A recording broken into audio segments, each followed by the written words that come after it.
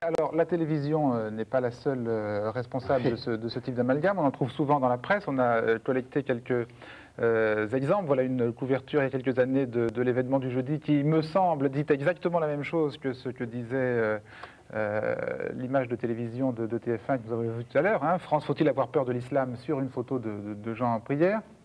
Alors parfois, il arrive même que ce soit encore plus vicieux, si j'ose dire. Il y a quelques mois, le Monde diplomatique, Edgar Roskis, avait trouvé un exemple, alors qui était emprunté à un quotidien régional, le Dauphiné libéré. Alors, quand on regarde bien cette photo du Dauphiné libéré, donc le surtitre « Les islamistes intégristes augmentent la pression sur Paris, nouvelle menace », donc une titraille extrêmement menaçante, c'est le cas de le dire.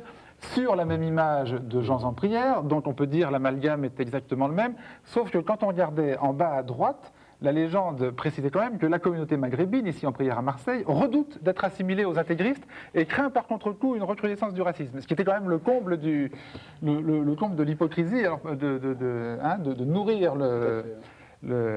ces amalgames, tout en faisant mine de les dénoncer dans les légendes.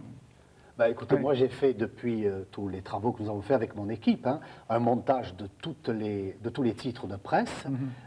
Nous avons même trouvé des séries de photos utilisées à 2 ans de différence par 2 hebdomadaires que par compassion, je ne nommerai pas identiques. Ben voilà, par compassion, on les nomme. Voilà, oui. Cette photo, c'est la même photo à 2 ans de différence.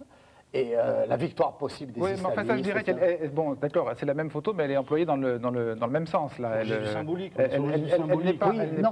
Nous sommes dans une émission qui traite de l'image. Et moi, ce qui m'intéresse en tant qu'anthropologue, sociologue, vous appelez ça comme vous voulez, c'est que la prégnance de l'image est telle que et les musulmans sont pris dans un réseau de paranoïa surprenante, et nos compatriotes, coreligionnaires ou pas, sont pris dans une attitude de confiance, vous l'avez très nettement dit, en l'image, parce que nous sommes dans une société de communication par l'image. On va continuer.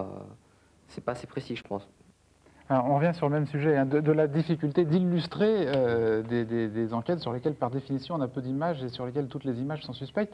Et pendant que nous préparions cette émission, Bruno Etienne, vous nous avez même révélé quelque chose qui, moi, alors, m'a complètement stupéfait, c'est qu'il y a une photo qu'on a, Dieu sait si on l'a vue il y a quelques années dans toute la presse française, et elle a servi d'illustration à de nombreux sujets télévidés, c'était la photo de Jamel Zitouni, qui était un des chefs du GIA, qui a été tué par la police algérienne. On l'a vu partout, hein. On l'a vu ici dans le Figaro, et on l'a vu vraiment à la une de l'Express, on l'a vu dans tous les journaux.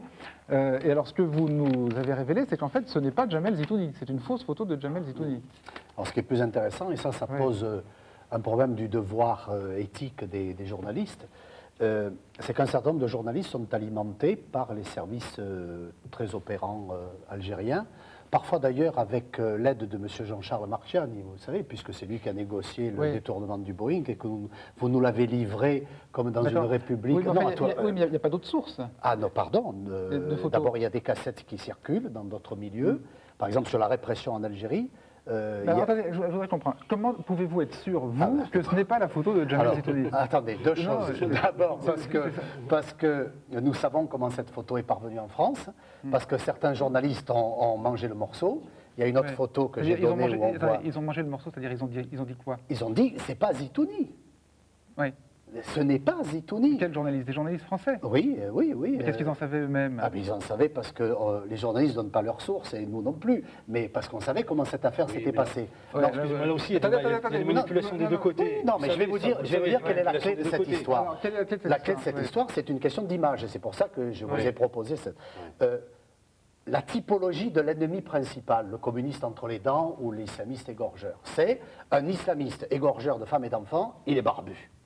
Or, il se trouve que Zitouni, la seule photo qu'on avait de lui, il n'était pas barbu.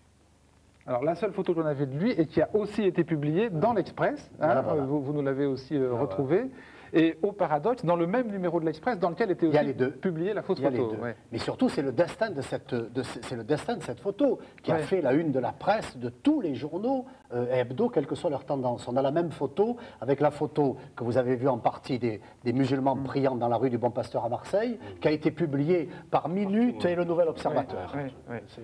Enfin, Enfin, c'est que- non, mais vous nous affirmez aujourd'hui que c'est pas la photo Non, de mais moi, je Zitouni, peux vous donner, mais je ne vais pas ici mouiller des journalistes qui peuvent le Ouais. faire. Je crois que Colombe leur a téléphoné et qu'elle a vérifié que... Oui, j'ai par exemple appelé José Garcin, Voilà. garçon de Libération, qui Ouais. elle a eu des témoins oculaires d'Algérie qui disaient effectivement que ce serait un cousin ou un frère de Zitouni, non pas Zitouni, et d'autres informations, d'autres sources qu'effectivement. Bon, donc tout laisse penser que...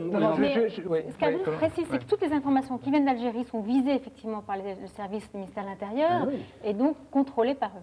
Mais Contrôler partout, ça, par mais un mot, oui. on est dans une situation de Oui. conflit armé très violent. Oui. Et le problème, c'est que, quelles que soient les personnes qui s'intéressent à ce conflit-là, on est forcément obligé de manipulation. Oui, Le non, problème, mais c'est il y a de... quand même un rapport, j'ai un Ouais, peu attaqué les d'accord. journalistes tout à l'heure, je vais les défendre, il y a un rapport Oui, voilà, des c'est journalistes, comment ils s'appellent, Reporters sans frontières, Oui. qui viennent de paraître et qui montrent dans quelles conditions, bien sûr qu'il y a l'arroseur arrosé, le Oui, manipulaire bien manipulé, sûr. on est d'accord, mais quand un journal comme La Nation et cette merveilleuse Madame Rosalie est interdit depuis des mois, Oh là on là, a- attendez, la merveilleuse Madame Rosalie, pardonnez-moi, c'est... ben, c'est la patronne d'un des rares journaux algériens qui fait du travail de terrain. D'accord. Ce journal est interdit depuis des mois et je n'entends pas un certain nombre de gens qui viennent fréquemment sur les médias en France protester contre cette affaire-là. savez que- Très bien, on a parlé- non, non, c'était... Vieille maxime populaire, c'est écrit dans le journal.